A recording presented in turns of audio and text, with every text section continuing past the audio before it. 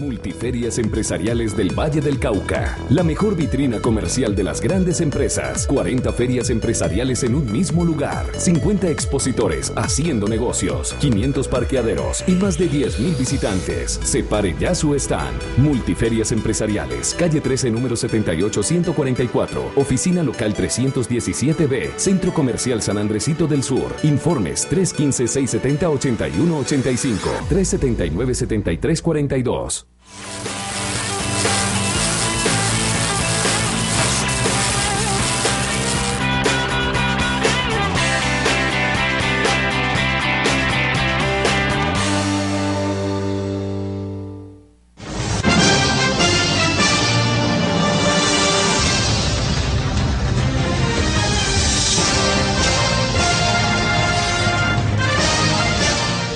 Amables televidentes, los saluda José Alberto Tejada Echeverri, presentándoles el programa institucional del Canal 2 informativo a nuestra gente. Hoy voy a estar acompañado del doctor Norberto Tascón, quien ya ustedes lo conocen, es analista político, periodista y exdiputado de la Asamblea Departamental del Valle, conocedor amplio de las vicisitudes de la cosa política en nuestra región. Buenos días, doctor Tascón. Muy buenos días, José Alberto, muy buenos días a toda nuestra amable audiencia y pues encantado de estar con todos ustedes en la mañana de hoy. Bueno, debo decirles que invitamos a Carlos Alberto Cuero, joven docente del distrito de Agualanca, quien está encabezando la lista para la Cámara de Representantes por el Centro Democrático y lamentablemente nos ha comentado que no pudo llegar al programa. Y también esperábamos a la concejal Patricia Molina, quien igualmente tuvo dificultades para venir a nuestro programa.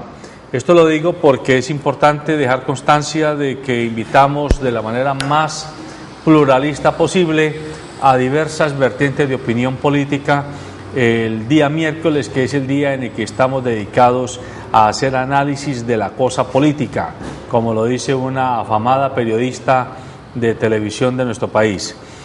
Doctor Tascón, en esta semana entrevistamos a una firma encuestadora que está trabajando encuestas de opinión en el Valle del Cauca, y a propósito pues de que ya comienza a moverse el panorama político electoral, preguntaba a los vallecaucanos cuál era como la opinión de los personajes más representativos del país, entre ellos Juan Manuel Santos, Angelino Garzón, Álvaro Uribe Vélez, Antonio Navarro Wolf, Gustavo Petro, etcétera, etcétera.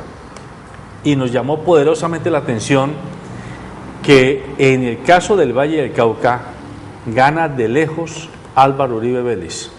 Tiene más de un 30% de percepción positiva por parte del ciudadano corriente, seguido por Angelino Garzón con un 11% de percepción positiva. El presidente Juan Manuel Santos tiene solo un 4% de percepción positiva. Esto pues ya marca como una distancia muy grande, muy abrumadora. Me interesa que usted le haga un análisis a ese resultado estadístico que están mostrando estas encuestas. Pues primero parto de la premisa, Luis Alberto, que hacer oposición en cualquier país del mundo y ante cualquier situación es muy fácil. Decíamos nosotros por allá en el colegio y luego en la universidad que para hacer oposición uno no necesita sino simplemente una mesa donde pararse y 2 o 3 personas a quien hablarles. Para hacer oposición no necesita usted sino tener la posibilidad casi que desprestigiar a quien está al frente del direccionamiento de algo, de una empresa, de una universidad, de un partido, del gobierno, etcétera. Y es exactamente lo que pasa. Cuando usted nos habla de que el presidente Uribe pues tiene esos márgenes de popularidad, pues precisamente es porque se sigue metiendo combustible a la hoguera del problema de la seguridad en Colombia, atribuyéndole que el problema de la seguridad en Colombia es básicamente generado por el tema de la guerrilla, y entonces el gobierno trata de llegar a un acuerdo de paz y al expresidente no le gusta, trata de llegar a combatirlos y el expresidente dice que ese no es el método. Es decir, como si no existiera en Colombia sino una sola persona que puede solucionar el problema de la guerrilla, como es el caso del expresidente Uribe.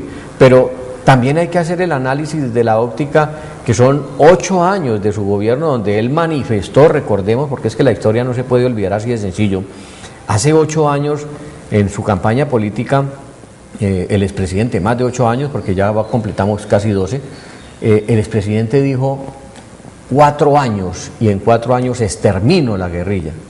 Y mire, pasaron 8 años y los resultados que se han visto de exterminación de la guerrilla se han dado más bien en este gobierno que en el anterior.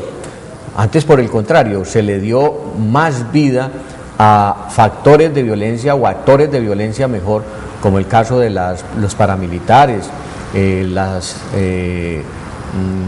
bandas armadas, la delincuencia común, etcétera. El mismo narcotráfico, que es un motor en el desarrollo de la violencia en Colombia. Y por eso creo yo que los resultados a veces del desespero en las encuestas, y también hay algo que a mí me preocupa, y es cómo se formula la pregunta, José Alberto, cuando usted quiere encuestar a la opinión pública. Si usted sencillamente le dice cuál es la percepción que tiene en materia de trabajo, por decir, o de combate más bien, hacia la guerrilla, automáticamente le van a decir Uribe. ¿Por qué? Pues porque ha sido el presidente que enarboló 2 años de campaña, perdón, dos periodos de campaña, básicamente hablando de que en Colombia no podíamos vivir si no se exterminaba la guerrilla. Pero mire, llevamos casi 60 años ya de este conflicto, todos tratando de hacer acuerdos, porque es que todos los presidentes han tratado de hacerlo, lo hizo Belisario, lo hizo Lleras, lo hizo López, lo hizo Pastrana, el mismo Uribe planteó un acuerdo de paz con la guerrilla. Lastimosamente, pues la guerrilla no le creyó y no se pudo consolidar ese estado de negociación. Luego, hacer apología en las encuestas de que se es mejor que quien está al frente del gobierno, me parece que es poco relevante en razón a que quien está allá al frente del gobierno sí tiene que tomar decisiones. Bueno. Quien está afuera sencillamente opina y opina, pero no toma partido de las decisiones. Y mire la gran pregunta, ¿por qué el presidente, por ejemplo, o el expresidente Uribe, con toda esa sapiencia que tiene para manejar el tema de la violencia en Colombia y especialmente del combate a los grupos guerrilleros, no fue capaz de mantenerse allá con el presidente Santos, a quien eligió, según dice él, y haber colaborado con el país, no con él, sino con el país, con toda su sapiencia y con todos sus conocimientos, precisamente para lograr lo que él está reclamando, que hubiese paz en Colombia y que al mismo tiempo se pudiera exterminar a estos grupos guerrilleros que hasta hoy no se ha podido, y que simplemente el presidente los tiene sentados en La Habana con buenos o malos resultados, pero allá están sentados, bajo una condición, y es negociar en medio del conflicto. Doctor Tascón, también tuvimos oportunidad de entrevistar a Susana Correa y a Carlos Alberto Cuero, que son miembros de la lista por el Senado, Susana, y por la Cámara de Representantes, Carlos Alberto Cuero, y coinciden ambos en plantear que definitivamente la apuesta política, es decir, el discurso político, la convocatoria que hace el uribismo para las próximas elecciones es que hay que recuperar la seguridad democrática, la confianza inversionista y la cohesión social, los llamados 3 huevitos de Uribe. Y ellos afirman de manera contundente que este gobierno ha descuidado la seguridad, que hoy de nuevo el campo está desestabilizado, que las gentes urbanas ya no pueden ir a sus fincas, a la zona rural, que la guerrilla se está envalentonando, que se le está abriendo un foramen grandísimo a la democracia porque se le está dando un sello de impunidad a todos los crímenes que la guerrilla ha hecho. En el caso de la confianza inversionista plantean que hay empresas que se están yendo del país, que se está perdiendo inversión extranjera, y en parte de la cohesión social hacen referencia a la explosión de paros y de insatisfacción que muestran diversos sectores de la sociedad colombiana. Esto, si uno lo lee de afuera como campaña proselitista, uno dice, bueno, tienen muchos argumentos, pero la pregunta que surge es, y hasta dónde es verdad, o juzga usted, ya pregunto como analista, juzga usted que realmente el país está perdiendo en seguridad. Centrémonos en ese punto específico. Santos se está equivocando con su estrategia de intentar, ayer Humberto de la Calle decía, la directriz del presidente Santos es avanzar, avanzar, avanzar. No hay que descartar este proceso de negociación con las FARC. ¿Usted cree que se está equivocando Juan Manuel Santos en esa insistencia? Mire, yo creo que el gran problema que tiene el país, José Alberto, es que le hemos echado la culpa a la guerrilla de todos los males de este país. Y entonces el expresidente ha sentado su tesis que se tiene que combatir frontalmente a estos grupos armados, al margen de la ley, por supuesto, y que ellos son los generadores de toda la inconformidad que hay en Colombia. Pero cuando uno hace un análisis retrospectivo sobre el tema de la guerrilla, se encuentra que, si bien es cierto, las guerrillas en Colombia existen hace 60 años, lo que no es menos cierto es que si usted hace un análisis pormenorizado de cuáles son los ataques que hace la guerrilla, usted los encuentra que no son a los grandes emporios económicos que están asentados en el país. ¿Por qué?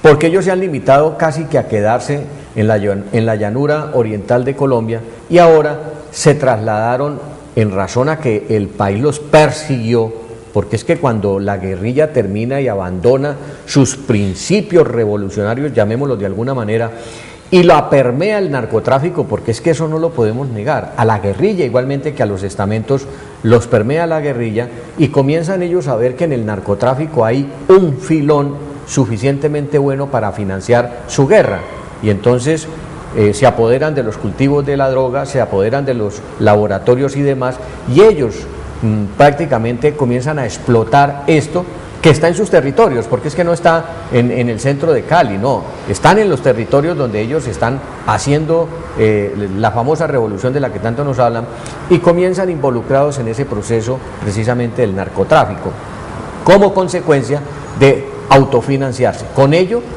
aumentan la financiación con el tema del secuestro, que es lo que repudia finalmente la gente de manera elocuente. Con todo este caldo de cultivo, pues hemos dimensionado que la guerrilla es el causante de todos los problemas en Colombia, para llegar a lo otro, la confianza inversionista. Hombre, a mí me parece que las petroleras y las carboneras son las menos afectadas. ¿Por qué? Porque conviven con ellas, eso no es un misterio que lo podemos esconder, no. Cuando se producen los atentados petroleros o los atentados a las torres de energía y todas estas cosas, es sencillamente porque no han hecho su aporte a esos grupos armados que no lo hacen ahora, toda la vida lo han hecho. Y es una situación que siempre ha campeado y que pues sencillamente se mantiene en estas dificultades. Mire lo que pasó con la Drummond en Colombia, que se investigó en los Estados Unidos y que finalmente se dieron cuenta que ellos aportaban a esas guerrillas y demás. Entonces, dimensionar el tema de la guerrilla como lo máximo en Colombia a mí me parece que es un error, y yo no comparto que las políticas para llegar a la presidencia de la República se monten sobre ese solo fenómeno y nos vendan la idea de que los colombianos vivimos mal y que se nos está yendo la inversión y que se están yendo las empresas y demás, porque hay 8.000 guerrilleros, porque esas son las cuentas que han hecho. Eran anteriormente en el gobierno, y esto hay que aceptarlo, que Uribe combatió duro a la guerrilla y han venido en un decrecimiento porque la gente que llega allí no encuentra razón a sus ideales. Entonces mucha gente llega allí porque se cree que allí va a haber la reconquista del país, pero al interior lo que terminan siendo es unos simples mercenarios pagados por unos grupos para mantenerse en ello. Y con ello, pues fíjese que haciendo ya al análisis, saliéndonos del tema de la guerrilla, los muertos que coloca la guerrilla, podríamos decir, son una mínima parte de la mortalidad que se produce por violencia en Colombia. Algún reinsertado de la guerrilla decía recientemente que él se reinsertó y dejó de participar del 15% del conflicto colombiano, de la población que genera el conflicto colombiano, para pasar a ser parte del 85% que tiene el conflicto social. Pues yo pienso que allí hay una dimensión de lo que estamos planteando, porque vea usted que mientras estamos hablando que las guerrillas colocan un 10% o 5% de los muertos que coloca la violencia en el país, entonces nos vamos al tema de los paramilitares, nos vamos al tema de las BADCRIN, nos vamos al tema de la violencia urbana, que es la más difícil en este momento, y encontramos que allí sí está el verdadero hervidero de violencia en Colombia.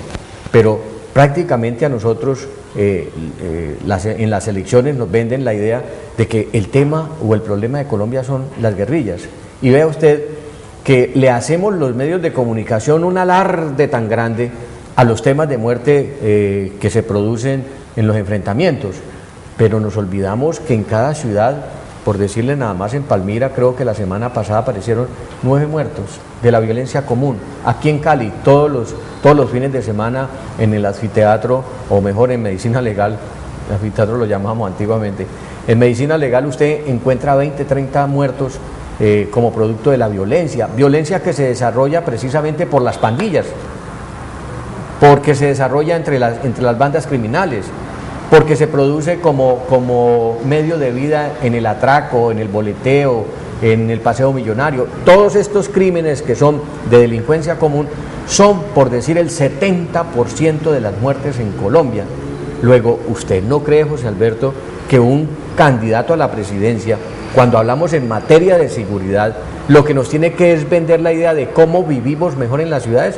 Porque el doctor Álvaro Uribe nos vendió la idea que en el campo no se podía vivir y que la gente no podía ir al campo, pero ahora es que ya no podemos vivir en la ciudad. Pero usted compare la ciudad y el campo y encontrará que lamentablemente las diferencias son abismales. Y lo que no podemos entender es que si el conflicto armado es la razón de todos estos problemas, ¿por qué no continuar con una negociación? ¿Por qué no permitirle a este gobierno que se sienten y diriman todas las dificultades que hay y lleguemos a la paz, que es que finalmente es lo que anhelan los colombianos? Pero no quedarnos simplemente en la retórica que todo lo que haga el gobierno es malo, que todas las actuaciones del gobierno son malas, que cada que asesinan a un guerrillero, o mejor, cae en combate un guerrillero, entonces eso es inadvertido. Pero cuando nos matan a un soldado, entonces hacemos todo el repudio y toda la cosa. Es la consecuencia de un conflicto armado. Y en materia de confianza inversionista que usted tocó, José Alberto, Colombia a nivel internacional, por el contrario, es uno de los países que está catalogado. Es más, no sé si tuvo la oportunidad de mirar el informe que dio el Banco Mundial, donde Colombia es de los países más seguros en inversión pública, más seguros en el manejo de sus finanzas, en el manejo de la banca. Nosotros acá vemos que los bancos, por ejemplo, producen millonadas de utilidades. Vemos que las empresas están llegando, por el contrario, a Colombia. Usted ve los almacenes de cadena de grandes superficies, cuántos se están abriendo en todas las ciudades del país. Usted está viendo, por ejemplo, cómo en Colombia nosotros estamos viendo que todos los días nos llegan industrias que quieren asentarse en Colombia, primero por su posición estratégica de Colombia y segundo porque no hay los problemas que anteriormente vendían como problema para no invertir en Colombia. Hoy hay mucha empresa, hay mucha industria radicada en Colombia. Y finalmente, este es un país que tiene unos índices de ingreso, a pesar de que tenemos tanto desempleo alto, porque el colombiano por naturaleza se la rebusca de cualquier manera y eso permite que la economía sea dinámica. El tema, por ejemplo, de los recursos naturales, eso va muy adelante porque tenemos, por bendición del Todopoderoso, yacimientos de petróleo, yacimientos mineros, tenemos una agricultura que ha decaído, sí, y fíjese que el paro del que usted habló hace un rato es la consecuencia de la falta de una política. Es que el paro no se produjo porque Santos llegó a la presidencia de la República, no, es el acumulado que venía desafortunadamente dándose en materia del campo. Y le hago un comentario que tal vez lo he hecho aquí o en algún otro medio de comunicación.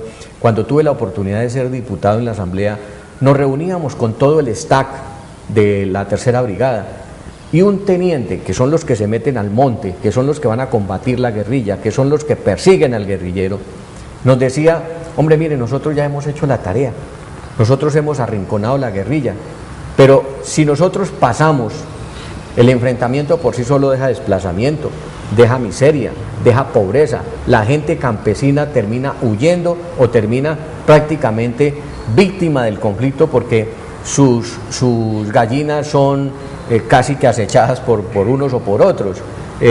Su producción se merma totalmente y por consiguiente no tienen ingresos.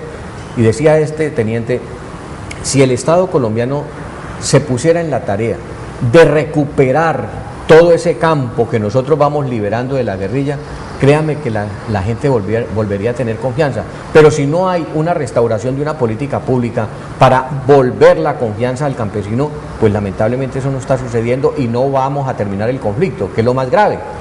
Luego, a mí sí me parece, y lo considero pertinente, fíjese que es palo porque boga y palo porque no. Reclamamos que el campo está desbaratado y que hay 1000 problemas. El presidente propone, hagamos un censo para conocer cuáles son las problemáticas reales del campo colombiano. Y entonces salen los detractores a decir, es politiquería. Es que lo que pasa es que va a meter allí 2.000, 3.000 a estas alturas del partido es clarísimo que usted es Partido Liberal y que usted está apoyando a Juan Manuel Santos y a la reelección de Juan Manuel Santos. No, yo no soy tanto, yo soy sí del Partido Liberal, pero quiero ser objetivo, José Alberto, en materia del análisis que estamos haciendo, porque yo no puedo desconocer, es que quien está al frente, es como cuando nombramos a Peckerman en la selección Colombia, y entonces no pudo ganarse el primer partido, entonces saquémoslo. No, démosle la confianza para generar lo que está haciendo. El presidente se le destaparon todos los problemas, creo yo. Todos los problemas que tenía acumulados el país se destaparon. ¿Por qué? Porque no hablábamos sino de guerra. No hablábamos sino que en el campo había que echar bala. No hablábamos sino que había que tener más soldados, que había que tener más policía, que había que tener más guerra para solucionar el problema. Eso no es. Santos le mermó a la guerra y automáticamente afloraron todos los problemas. Entre ellos, el mayor de todos, la inconformidad en el campo. Los agricultores, los mineros, los industriales, la gente que está en el campo se molestó con esto. Le voy a hacer otra pregunta difícil. Entonces, según usted, Juan Manuel Santos está haciendo bien la tarea, le han explotado una cantidad de papas en la mano que son producto de procesos acumulados, y si Santos no se hubiera apartado de la línea doctrinal de Álvaro Uribe y de su influjo, posiblemente hoy estaría siendo apoyado por Uribe. Concluye uno oyéndolo a usted. Por lo tanto, eso nos daría para pensar que los candidatos presidenciales que tiene Uribe ahora, Oscar Iván Zuluaga, Francisco Santos, Carlos Holmes Trujillo, serán ungidos como candidatos para simplemente ser los ventrílocos, los ejecutores de la doctrina Uribe y del mandato que detrás de bambalinas ejercerá el expresidente Uribe. Pues no solamente eso, José Alberto, usted tocó la llaga y la metió el dedo y revolvió. Mire, peor, alguien decía, y lo decía con mucha propiedad, creo que el senador Enríquez Maya, del Partido Conservador, decía, van a elegir a Uribe en cuerpo ajeno y a 14 más. Oiga bien la expresión, a Uribe y a 14 más. Es decir, que esas personas que van en la lista de Uribe ni siquiera tienen identidad política, ni siquiera pueden hacerse elegir por su mutuo propio. Entonces tienen que colocar en el cabezote, como si la envoltura del Uribe puro centro fuera solamente el expresidente. Y usted considera que es válido, pongámonos en el hipotético de que Uribe logra elegir 15 senadores, él y 14 más. Esos 14 más, ¿será que van a tener la autonomía cuando son personas inexpertas, son personas que en muchas ocasiones ni han ido al Congreso, o cuando son simplemente lo que usted ha dicho, unos áulicos que se van a prestar para qué? Y peor aún, esas listas a la Cámara que han creado en todos los departamentos simplemente son un remedio de una participación democrática, donde han ilusionado, porque es que ese es el término, y lo digo así, despectivamente, han ilusionado un poco de líderes en las principales ciudades, como en el caso de Cali, líderes del distrito de Agua Blanca, líderes de un municipio, con el supuesto de que ellos estén en la lista uribista para que arrastren una votación, no a la lista de Cámara, porque difícilmente uno ve eso, sino para que ayuden o coadyuven a empujarle unos votos a la lista nacional del Senado, donde está él. Como estrategia política, pues muy buena, pero perversa.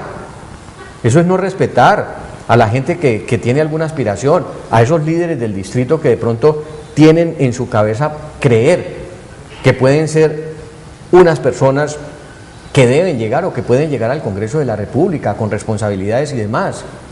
Aquí es simplemente amontonarlos para tratar de llevarlos a coadyuvar a que una lista al Senado de la República, en la que la cabeza es el presidente Uribe, tenga una votación.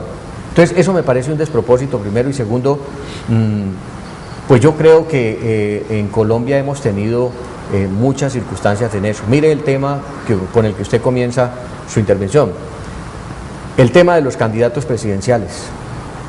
Esos son los primeros engañados, pero entre otras, yo digo, ¿qué es el valor civil que tiene Pacho Santos?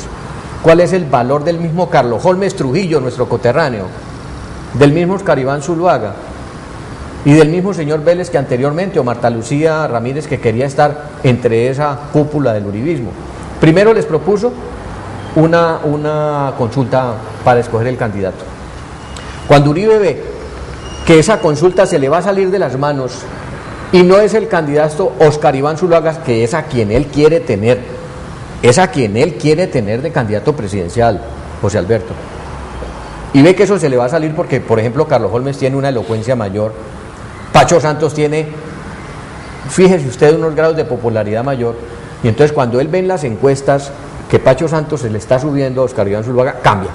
Entonces dice, no, vamos a hacer una consulta interna. Y entonces propone cómo se va a hacer la consulta interna. Y cuando comienza a ver al interior del uribismo que no le jalan al tema de Oscar Iván Zuluaga, termina haciendo una convención. Y es que convención ampliada, cuando es una cosa que acaba de nacer, porque el puro centro no se ha contado electoralmente. La U sí se ha contado, pero Uribe puro centro no se ha contado, no ha participado en el primer proceso electoral para decir, tengo 5 senadores o tengo 10. En este momento él no cuenta ninguno. En sus listas no cuenta ninguno. Y le concluyo, José Alberto. ¿Con eso qué quiere hacer? Se convoca una consulta interna, a una convención ampliada. ¿Y sabe qué están haciendo? Entonces le dicen a esos candidatos que tienen en los diferentes sitios, por ejemplo Susana Correa, la lista que él armó al Senado, en el caso del Valle solamente, llaman a Susana Correa y Susana no respeta absolutamente a nadie y escoge los delegados a la convención. Blanco es gallina, lo pone y frito se come. Esas personas van a votar por lo que Uribe diga. Como quien dice, Carlos Holmes Trujillo y Pacho Santos, que ya se está revelando porque no le están dando garantías, dice, aquí nos traen el gato encerrado. Oscar Iván Zuluaga va a ser el candidato a la presidencia de Uribe. ¿Por qué? Porque es su hombre de confianza. Bueno, como usted está cercano al Partido Liberal, a la cúpula del Partido Liberal, a usted se le puede hacer la pregunta. Definitivamente, la apuesta de los liberales es que Juan Manuel Santos apunte a la reelección, ¿sí o no? Yo creo que Juan Manuel Santos ya lo está diciendo, las condiciones se están dando. Como decía López, si no es Juan Manuel Santos, ¿quién es? Mire que uno no visibiliza en este momento a ningún candidato fuerte. Entonces, como usted acepta que todo indica que sí va a haber a postura de reelección, miremos ahora la contracara del uribismo, que es lo que llaman la tercería. Y ya en otros programas hemos intentado hablar de este tema, pero quiero pedirle a usted que le hagamos una aproximación para nuestros televidentes. Está Antonio Navarro, está Peñalosa, está Clara López de Obregón, como los 3 más opcionados, digámoslo así, si se le puede decir, precandidatos para enfrentarse a Juan Manuel Santos y al candidato del uribismo, que saldrá de entre Oscar Iván Zuluaga, Pacho Santos y Carlos Holmes Trujillo. O sea que los colombianos muy posiblemente el próximo año vamos a estar decidiendo entre Juan Manuel Santos, el que salga de la convención del uribismo y el que salga de esta tercería. Ahí está el presidente.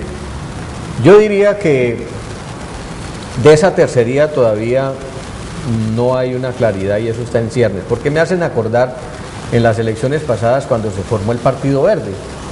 Y el Partido Verde es el producto exactamente de juntar a Mocus, de juntar a Lucho Garzón, de juntar al alcalde de Medellín, etcétera. Y esas tres personas se convirtieron en los famosos tres tenores. Y que decíamos, estos tipos van a arrollar, porque ahí es donde está la credibilidad del pueblo colombiano. Y usted vio cómo poco a poco eso no fue culminando, porque cuando se comienzan a entrelazar las apetencias personales, pues lamentablemente eso termina desbaratado. Ahora se metió Peñalosa al juego y ya creo que comenzó a recular en ello, en la medida en que él ve que no va a tener opción. Y se metió allí nuevamente porque no pudo tener el beneplácito de Uribe para ser el candidato único del Uribe puro centro. Esto me asemeja a mí que no vamos a tener una tercería. Es decir, o sea, que vamos a tener una dupla. Yo creo inexorablemente pues que allá es muy difícil colectar un candidato, diga usted, de ese grupo. Pues se está perfilando Antonio Navarro y está recorriendo el país y ellos van a tratar de hacer una especie de consulta interna para definir quién es ese candidato. ¿Cómo la van a hacer? Ahí es donde está el mecanismo. La van a hacer en el próximo proceso electoral, que es el 9 de marzo con la elección de senadores y representantes. No se sabe. Pero de hacerla, automáticamente queda un tiempo muy corto, mientras que Santos ya a partir del 10 de noviembre, creo que es, o en diciembre, lanza su candidatura y va a decir, sí aspiro a la reelección, y eso automáticamente comienza a generar un desarrollo interior de una fuerza que es el Congreso de la República, porque todos quieren elegirse, y está, no lo neguemos, los beneficios del gobierno. Por eso yo no comparto la reelección, José Alberto, porque los presidentes dedican 4 años a tratar de perpetrarse para hacer la reelección, y entonces se les olvida hacer gestión y solamente se preparan el Estado para hacer una gran inversión precisamente en 4 o 5 meses, que es lo que va a pasar en Colombia. Vamos a ver una inversión desajorada para lograr recuperar, por ejemplo, esa imagen del presidente. Además, me parece que Santos es un estratega de 1000 batallas y sabe, como ajedrecista que es, jugar muy bien sus fichas para que este proceso le salga adelante.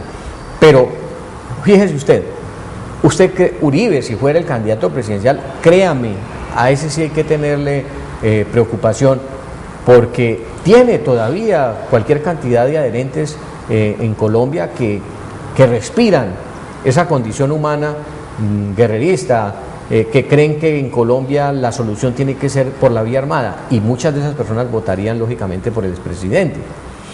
Pero usted cree, siendo realistas, que en Colombia van a votar por Óscar Iván Zuluaga masivamente como lo pretende el presidente. Yo no lo creo. Luego, el señor Óscar Iván Zuluaga no sería un contendor, digamos, fuerte contra Juan Manuel Santos, así las encuestas lo coloquen en el 25, en el 27, en el 32%. Entonces decía, en el peor de los casos, que lo pongan en el 20%. Pero es que es el dueño del Estado, es el dueño del poder, es el dueño de los congresistas, es el que tiene a toda la gente allí a portas de señalarles cuál va a ser su destino final. Y los congresistas no van a ser tan estúpidos que, teniendo la oportunidad de reelegirlo y seguir con todo lo que tienen, vayan a hacer lo contrario. Es que eso ya nos pasó con Uribe. Bueno, eso no es una muestra distinta. Y en el caso de la oposición, créame que el gran problema que ellos tienen es que allí se juntó, por decir, el agua y el aceite. Yo no veo a Petro en esas buenas alianzas, por ejemplo, con Fajardo o con Mocus. Créame que yo ahí eso no lo veo fácil, y por consiguiente la oposición realmente en Colombia yo no la veo. Bueno, doctor Tascón, vengamos al Valle del Cauca.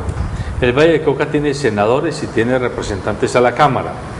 La crítica que se le hace al Congreso de la República es que está saturado de personas que van allá a hacer lobby por intereses particulares, a manejar una política corrupta, a manejar una política con P pequeña, de negociados, de tráfico de influencias, es decir, con muy pocas excepciones el Congreso y los congresistas mantienen un prestigio.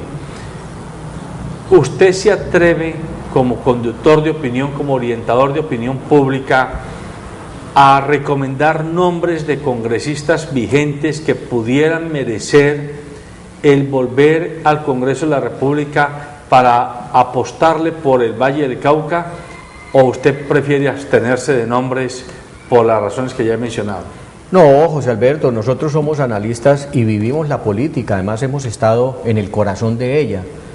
A mí me parece, y voy a hablar en primera persona, dentro del Partido Liberal, ¿quién puede negar que Edinson Delgado es un tipo transparente, es un tipo bueno, que ha hecho buena gestión en el Congreso, ha sido el ponente de las dos leyes que reforman la salud en Colombia y que ha dejado en el Valle del Cauca una luz de esperanza para hacer una buena política? ¿Usted considera que Edinson Delgado merecería el voto de confianza de los electores? Vuelve al Congreso. ¿Qué otro representante? Por ejemplo, ¿quién puede negar? Y fíjese, es el otro extremo, Alexander López. Negarle a la gente, decir que Alexander López no ha estado en las luchas populares, no. El tipo que le preocupa la situación de Encali, ha hecho debates en el Congreso por la situación de Encali, ha hecho debates en el Congreso por el tema de los corteros de caña, ha hecho debates en el Congreso por el tema del mío, en más, está convocando... Citó a la ministra. Exactamente, entonces, ese es un congresista en el Valle del Cauca que nosotros tenemos que... ¿Qué otro congresista buscar, que ojalá se elija? Pues la verdad es que ya ahí como que se me va acabando la lista. A ver, ¿usted por qué opina ejemplo, de Heriberto Sanabria? Pero ya en la Cámara, sí. Heriberto Sanabria es un buen, fíjese usted, un buen representante de la Cámara, y hay cosas que hay que anotarle. El caso de velar porque Buenaventura fuera distrito turístico y económico, por el tema que él ha defendido permanentemente, como es el caso de las mujeres madres cabezas de familia.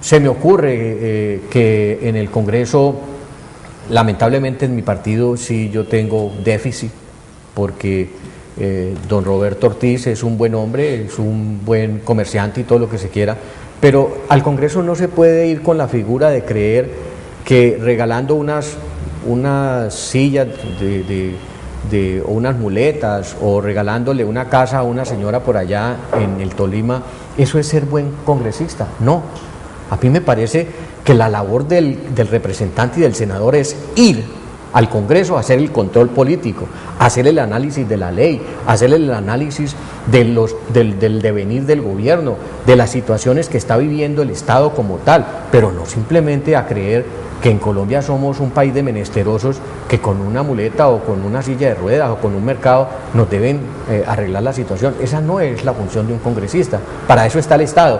Hay que buscar una ley donde precisamente le dé a todos los desvalidos muletas, a todos los desvalidos le dé sillas de ruedas. ¿Qué opina usted de Wilson Arias? Wilson Arias me parece que es un congresista que ha trabajado bien, ha estado de pronto en la misma tónica de Alexander López. Me distancio un poco es por la manera como ha manejado la oposición, pero ha hecho unos debates importantes en el Congreso, como fue desenmascarar precisamente a los de las grandes inversiones, que eran a los de los baldíos, y peor aún, los grandes financieros de Interbolsa. Déjeme, que hay un televidente en la línea. ¿Quién nos llama? ¿De dónde nos llama? ¿Aló? ¿Quién nos llama? Bueno, se cayó la llamada. Sigamos, doctor Tascón. A ver. Bueno, ¿y qué opina usted de Roy Barreras? Fíjese que tenemos 20 y tantos de congresistas. Roy Barreras me parece que es una persona que se ha apoderado del gobierno, se ha hecho al gobierno realmente. No sé como resultados qué le ha traído al Valle, qué normas ha logrado apalancar.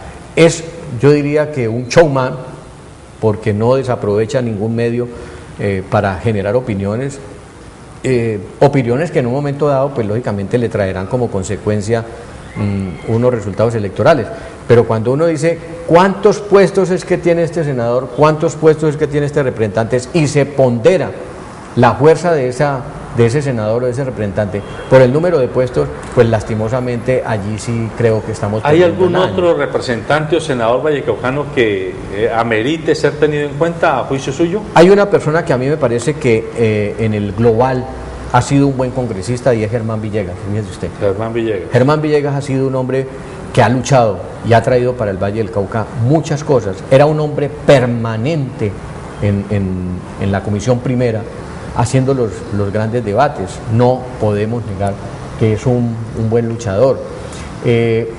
Pienso, por ejemplo, que en el tema de la U hay un representante, Juan Carlos Martínez, se me olvida el apellido para no confundir, pero es el representante de la Cámara, que también ha hecho un buen papel, ha estado trabajando arduamente en los temas especialmente de la salud, fíjese usted, y ha trabajado mucho por el tema de Buenaventura.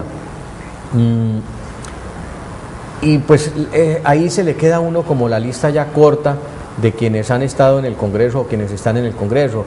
A ver, por decir, del tema del PIN, que tiene también allá senadores, pero fíjese usted, por ejemplo, el doctor Emel Hurtado y el señor Carlos Arturo Quintero del Norte. De pronto el señor Carlos Arturo Quintero es como la hormiga que trabaja en los ministerios para bajar recursos, es decir, casi que contrapresta su gestión o su voto en el Congreso a que le ayuden con proyectos, a que le ayuden con inversión en el departamento, que eso desde esa óptica puede ser bueno, pero como óptica de congresista realmente no lo posiciona, no lo deja ver. El doctor Emel Hurtado por Buenaventura, pues sí han trabajado en el tema de la ley del distrito, pero les falta más presencia, falta más envergadura, por decirlo de alguna manera, en el concierto nacional. Hace falta mujeres en el Congreso. Diría Francisco, que era la representante del Valle, pues sí, ya no podrá serlo más. Yo pienso que la doctora Ilian Francisca y su grupo de la U, porque fíjese que ellos tienen tres o cuatro representantes en la Cámara, de los cuales 3 son exclusivamente de esa tolda política, y ella que era la senadora.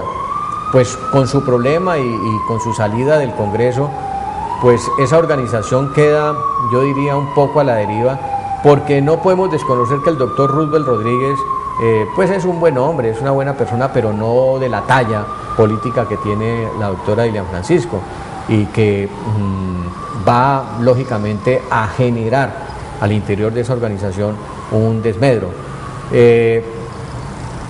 Dentro de ese grupo de representantes, pues el señor Jairo Ortega Zamboní de Palmira se queda en déficit, porque no podemos contar qué pasó con él.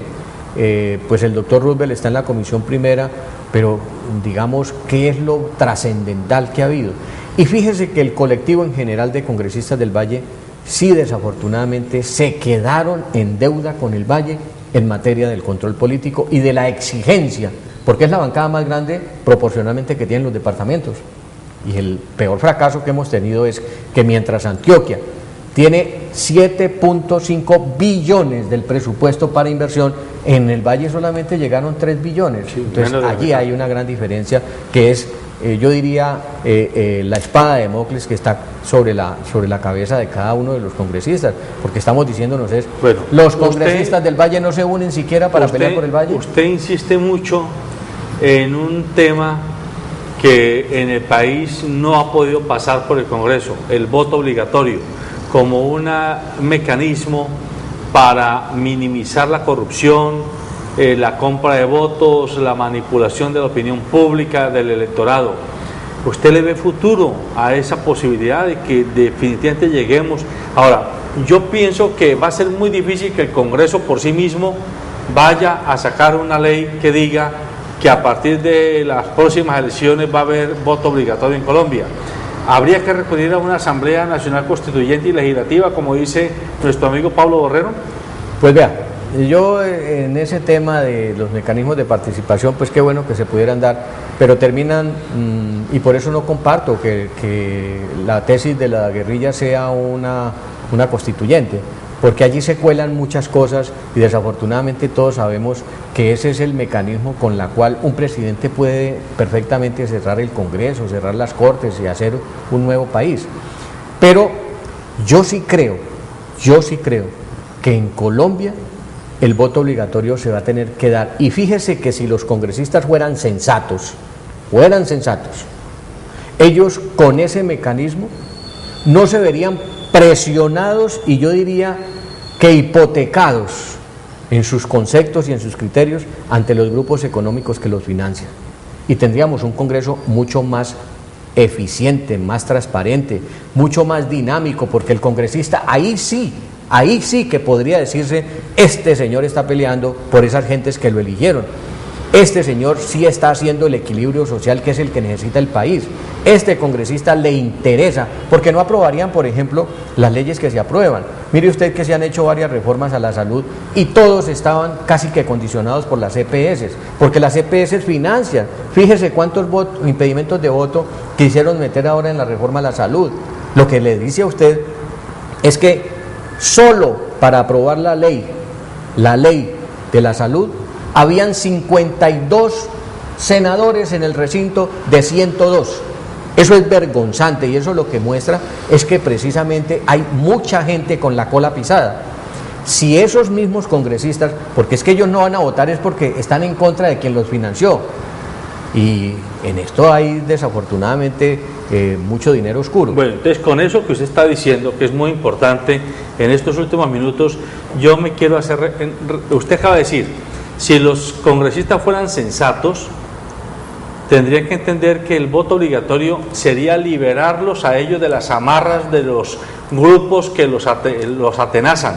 Bueno, el portal Silla Vacía ha hecho un estudio sobre si es verdad que Juan Manuel Santos es traidor a su clase o son sus técnicos, y ha encontrado por lo menos 6 aspectos de la vida nacional en las que hay señales de que sí se está apretando a los grandes grupos de poder económico.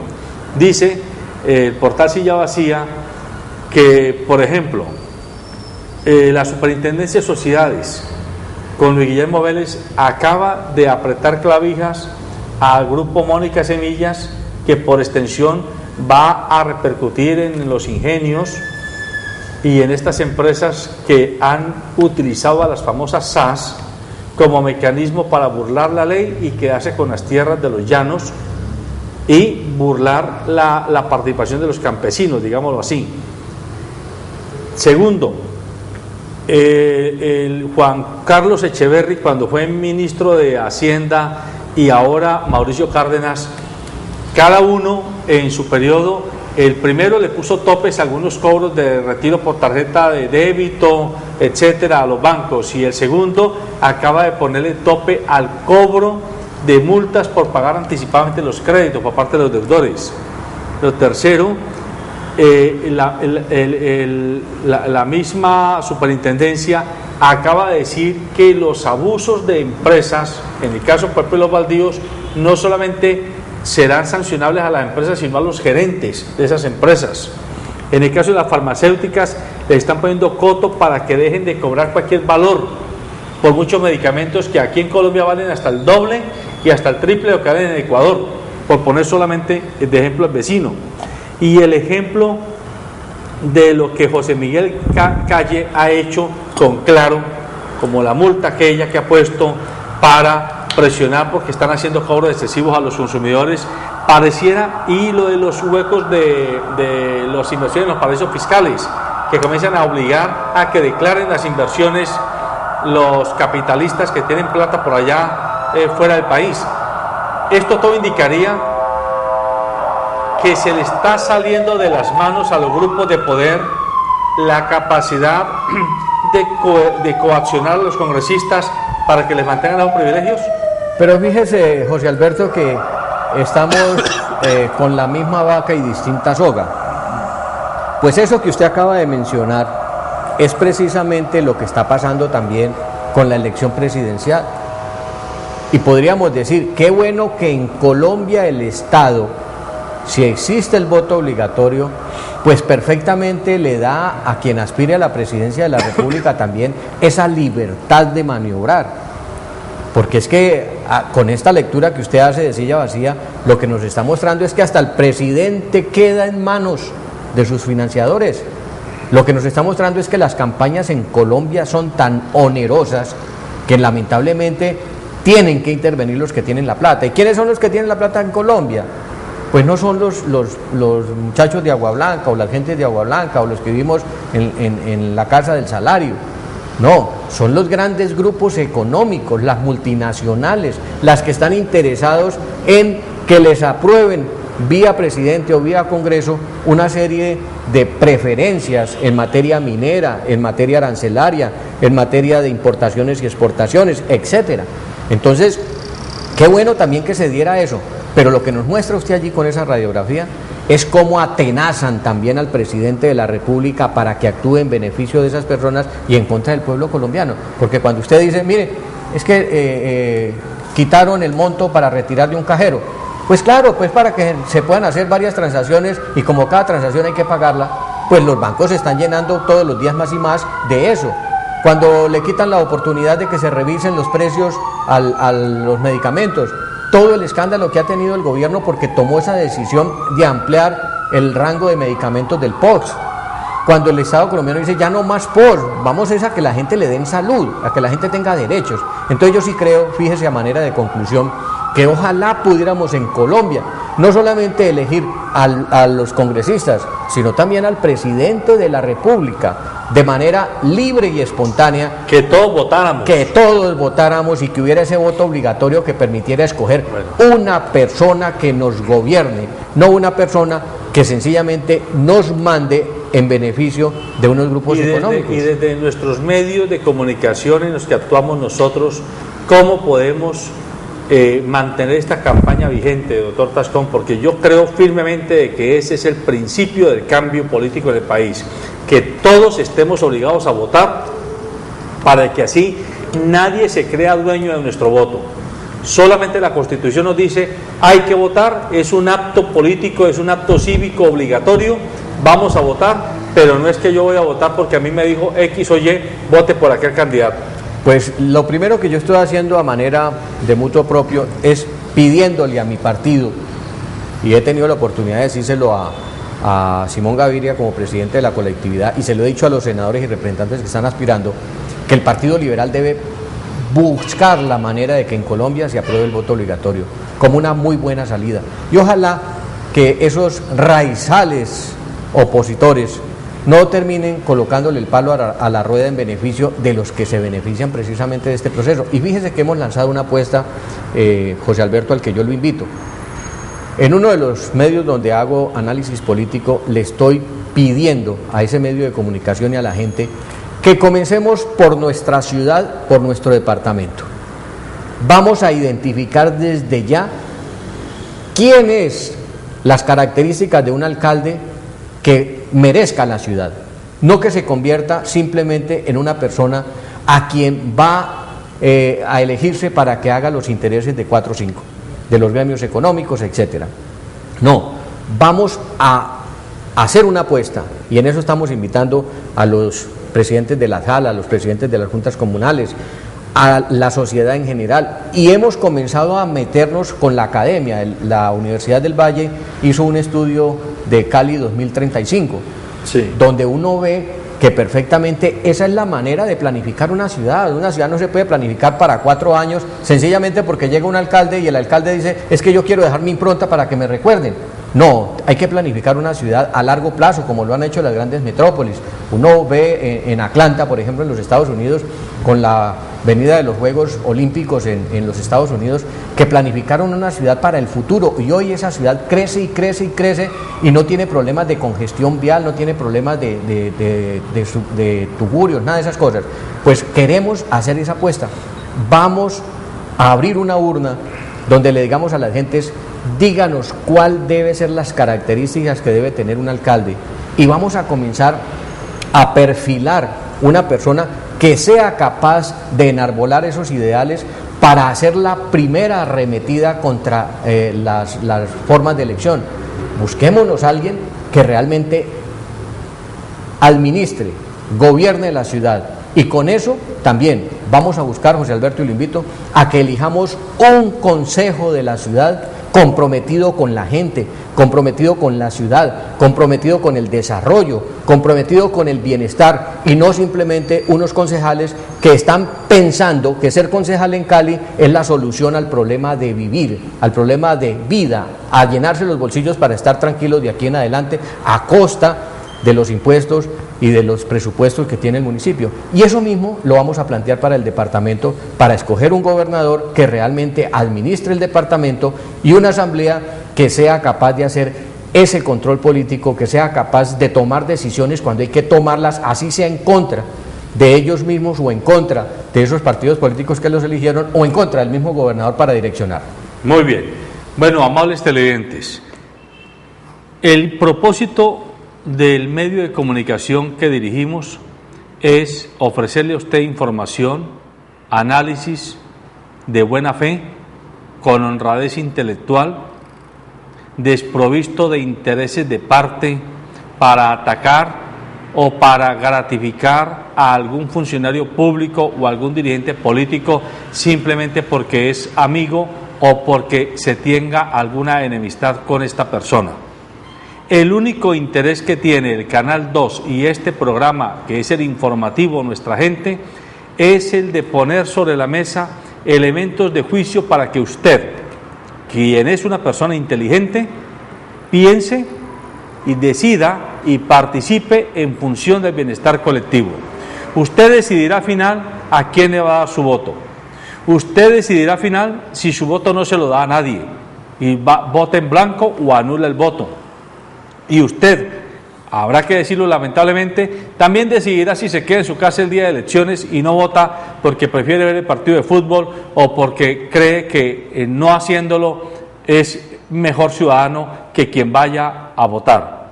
Nosotros lo invitamos a que se pellizque, a que usted tenga en cuenta que nada nos ganamos con quejarnos de las malas actuaciones de nuestros gobernantes y de los políticos que están en las esferas públicas si nosotros por acción o por omisión los hemos nombrado o hemos permitido que sean ellos los que hoy estén dirigiendo el país. El país necesita un cambio, no basta con que llegue inversión extranjera, con que haya mucha movilidad económica, si no hay movilidad política.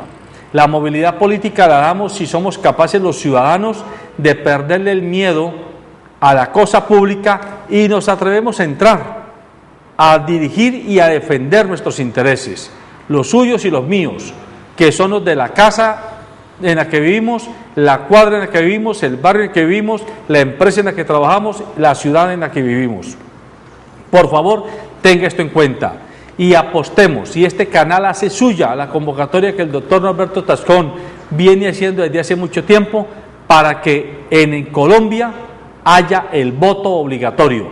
Esa es la única alternativa concreta y práctica de quitarle las tenazas a los poderes políticos, económicos y de bandidos que terminan eligiendo ellos, haciéndonos creer a nosotros que somos nosotros los que los elegimos, a quienes mañana van a defender sus intereses y no los suyos y los míos. Buenos días.